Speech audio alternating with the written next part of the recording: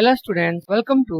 My way physics class. Question है, two identical charge spheres are suspended by a string of equal length. यहाँ पे देख रहे हैं फिगर में दो आइडेंटिकल चार्ज स्फीयर है और दोनों को जो है वह स्ट्रिंग से जो है वह इक्वल लेंथ पर जो है वह सस्पेंडेड किया गया है और दोनों का जो चार्ज है वह चार्ज जो है वह सेम है। का अगर चार्ज क्यू है तो इसका भी चार्ज जो है वह क्यू। ओके, फिर आगे दिया है the string make an angle of 30 degree with each other. यहाँ पे कह रहा है आगे कि जो एंगल बन रहा है दोनों स्ट्रिंग के बीच में वह एंगल जो है वह 30 डिग्री है, जो यहाँ पे फिगर में देख रहे हैं। फिर आगे यहाँ पे कह रहा है when suspended in liquid of density 0.8 ग्राम पर सेंटीमीटर क्यूब। अब यहाँ पे कह रहा है कि जब इसी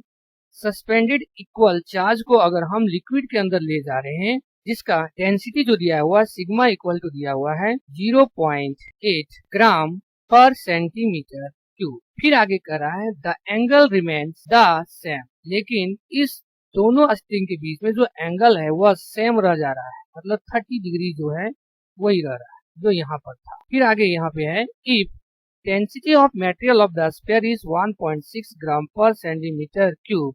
the dielectric constant of the liquid. यहाँ पर कह रहा है कि यदि इस स्फीयर का जो डेंसिटी दिया है यहाँ पर, इसको हम लोग रॉ मान लेते हैं, वह दिया है 1.6 ग्राम पर सेंटीमीटर क्यूब, तो कह रहा है कि जो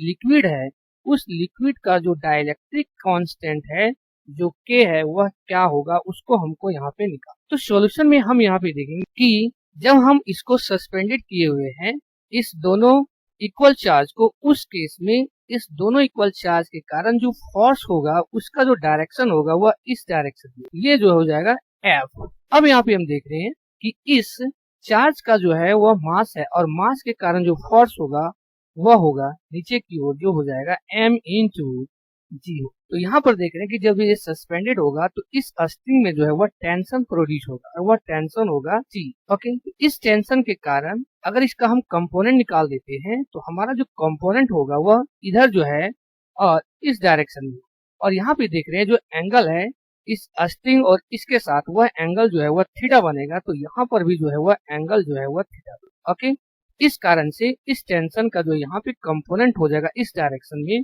वह हो जाएगा T cos थीटा, और इधर जो कंपोनेंट होगा T का वह हो जाएगा T sin थीटा हो। अब यहाँ पर हम क्या करेंगे, इसका जो है वह इक्वेटिंग कर। तो जब हम इक्वेटिंग करेंगे यहाँ पर तो हमको यहाँ पर देखना है कि T cos थीटा जो है वह बराबर हो जाएगा m इंटू जी का। तो यहाँ पर हम देखेंगे T cos थीटा जो है वह मास को अगर हम डेंसिटी और वॉल्यूम के फॉर्म में लिख देंगे तो यहाँ पर देख रहे हैं जो स्फेरिकल चार्ज बॉडी है उसका जो डेंसिटी दिया हुआ है वह है रॉ जो 1.6 है। तो यहाँ पर हम लिख देंगे रॉ इंटू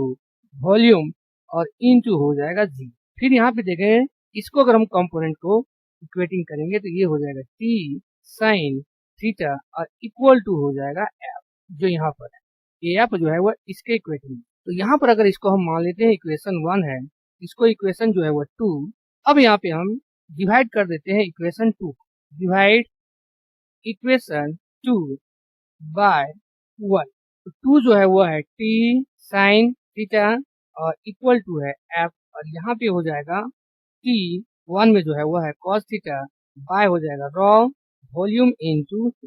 ये T कट जाएगा, यहाँ आ जाएगा हमारा tan थीटा इक्वल टू हो जाएगा F by rho volume into g. Okay, अब यहाँ पे हम आगे देखेंगे जब हम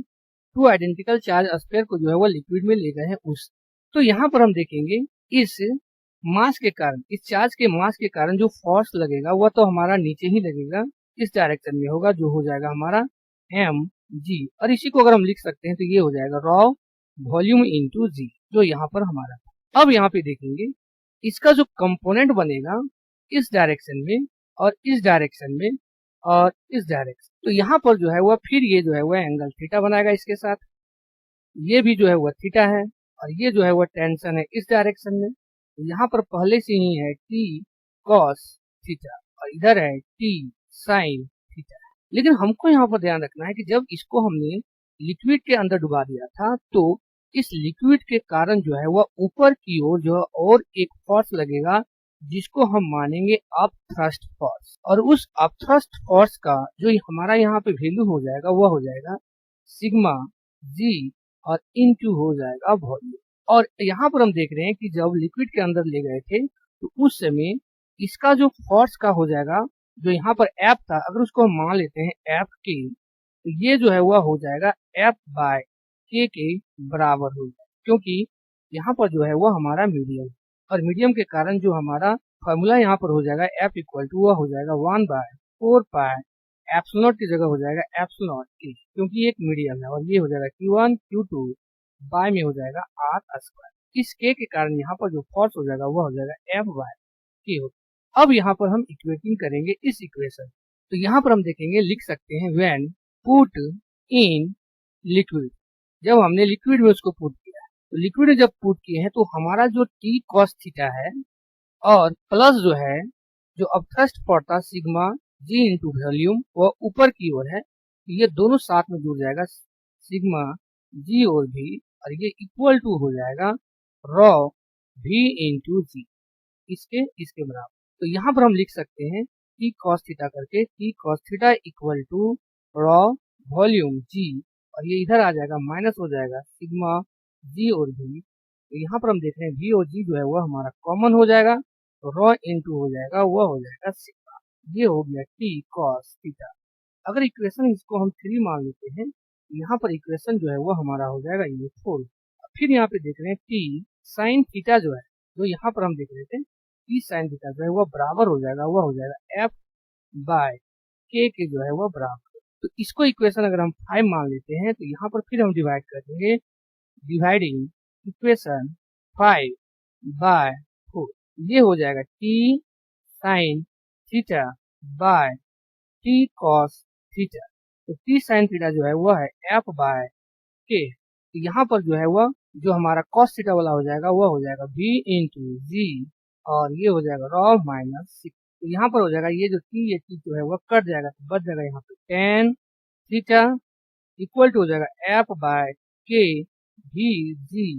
रॉ माइनस 6। तो इसको इक्वेशन हम मान लेते हैं अगर 6। तो अब यहाँ पे हम इक्वेटिंग कर देंगे, इक्वेटिंग इक्वेशन 3 एंड